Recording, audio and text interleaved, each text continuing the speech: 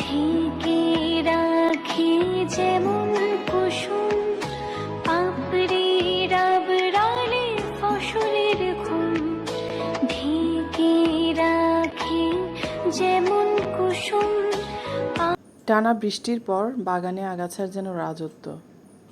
তাই আজ টানা দ্বিতীয় দিন কাস্তে হাতে নেমে পড়েছি বাগান পরিষ্কারের যুদ্ধে।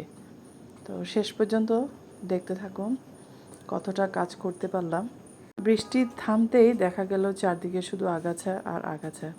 তাই বাগানের প্রাণ ফিরিয়ে আনতে চেষ্টা, দেখি কতটুকু পরিবর্তন করতে পারি।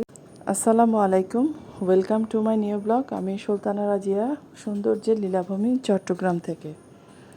তো আজ টানা দুদিন আমি আমার বাগানে কাজ করছি। পরিশ্রম সৌভাগ্যের প্রসূতি, তাই চেষ্টা আমার বাগানের সৌভাগ্য যেন ফিরে আসে, বাগানটা যেন সজীব এবং সতেজ হয় এবং প্রাণবন্ত হয়। গতকাল বাগানের এক পাশ কাস্তে দিয়ে পরিষ্কার করেছিলাম, আর আজ পরিষ্কার করেছি অন্য পাশ। আজ কয়েকটি চন্দ্রমল্লিকার ডাল কাটিং করে লাগিয়ে দিলাম। তো আশা করছি শীতের সময় এগুলো ফুটে বাগানকে আরও রঙিন করে তুলবে।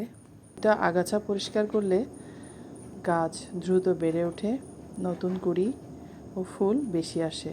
আমার ড্রাগনের বাগানটা মোটামুটি পরিষ্কারই ছিল, কিন্তু অন্য পাশটা বেশি ঘাস ছিল, তো সেগুলো পরিষ্কার করতে একটু টাইম লেগেছে।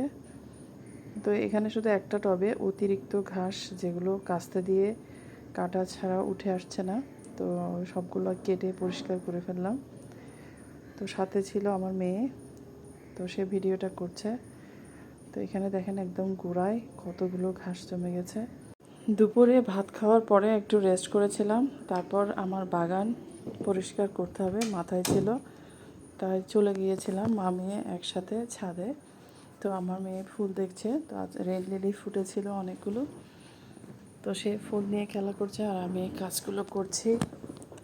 তো এখানে পেঁপে আর চন্দ্রমল্লিকা একসাথে লাগিয়েছিলাম। এখানে এটা বেসিক্যালি চন্দ্রমল্লিকার টব ছিল, সেখানে আমি খোসা ফেলতে ফেলতে উঠে গেছে পেঁপে গাছ।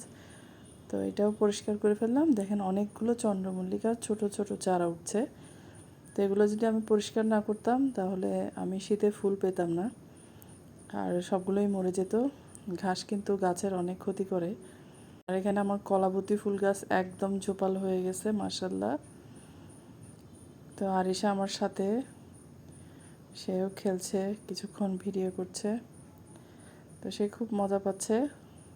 আসলে বাগানে ঘুরতে ভালোই লাগে। তো বিকেলে আমরা প্রতিদিনই বাগানে যাই, ঘুরে আসি। তো আমার মেয়ে বেশি পছন্দ করে। তো এখানে আমি যা ঘাস তুলেছি সেই ঘাসের ফুলগুলো নিয়ে খেলছে। আসলে ঘাসের ফুলও কিন্তু দেখতে অনেক সুন্দর। তো আমি কিছু ছবি তুলে নিয়েছিলাম।